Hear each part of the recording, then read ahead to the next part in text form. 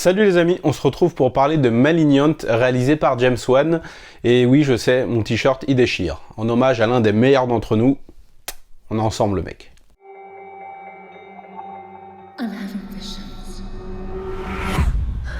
Dans Malignant, on va suivre la vie de Madison Mitchell, une jeune femme qui est perturbée par des visions atroces où elle voit un homme en train de commettre des meurtres assez horribles. Retour de James Wan à l'horreur après Aquaman. James Wan c'est les Conjuring, on connaît. C'est un assez bon metteur en scène en ce qui concerne les films d'horreur. Et là, je trouve qu'il s'est démarqué de ce qu'on pouvait attendre avec les Conjuring par exemple, puisqu'il là il va nous servir un film d'horreur mais qui va à fond quoi. Qui va à fond. Qui va à fond. Comme moi avec ta mère, oui, mais qui va à fond. Ça me rappelle quelque chose. Est-ce que ça me rappellerait pas le rythme de certains films d'horreur indonésiens? Hein, James Wan?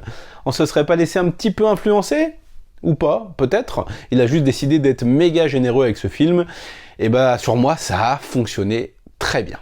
On va se retrouver avec une héroïne qui est une jeune femme enceinte au début du métrage, qui va vivre avec un compagnon assez violent, qui va un jour la propulser contre le mur, lui cogner la tête, et ça va donner lieu à toute une sorte d'événement surnaturel, puisque son compagnon va se voir la même nuit, mis en pièces par une entité inconnue.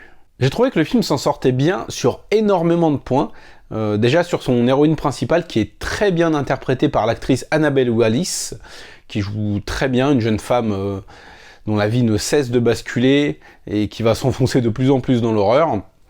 Après, il y a d'autres personnages que j'ai trouvé un peu clichés, comme celui de la sœur, par exemple, ou le couple de flics. Alors le personnage du flic de George Young tient assez bien la route, mais sa coéquipière, qui est interprétée par Michelle Brianna White, je l'ai trouvé vraiment assez cliché. C'est celle de la femme flic qui doute, qui est un petit peu dans le cliché et dans le surjeu, j'ai pas trop accroché à son personnage. Mais l'ensemble du casting tient assez bien la route en dehors de ça. Le rythme du film est très très bon, il va crescendo. On commence par des petites scènes d'horreur à la tension qui fonctionnent assez bien, notamment avec tout ce qui va être lumière un petit peu vacillante au début. On va être pas mal dans l'interrogation, on va se demander ce qui se passe et on va suivre non sans déplaisir les meurtres auxquels l'héroïne est forcée d'assister malgré elle. Les effets spéciaux sont plutôt bien gérés, notamment justement tout ce qui va être au niveau des visions, puisque l'héroïne va se retrouver par exemple dans sa chambre, et tout d'un coup la pièce va se mettre à changer pour se retrouver dans la maison de la victime, avec le tueur en train de faire ses œuvres, n'est-ce pas? Ça c'est assez bien géré, on va avoir plusieurs révélations, et c'est là que le film décide d'y aller à fond, et moi j'ai vraiment beaucoup apprécié. Ça serait hypocrite de ma part de dire que j'ai pas aimé Malignant, ça reviendrait à dire que j'aime pas certains films d'horreur indonésiens dont j'ai parlé avec tant de passion et de ferveur sur la chaîne, parce que j'ai retrouvé dans certains éléments de mise en scène et dans certaines scènes, je pense notamment à l'excellente putain de scène dans le commissariat. Merci James Wan, bordel.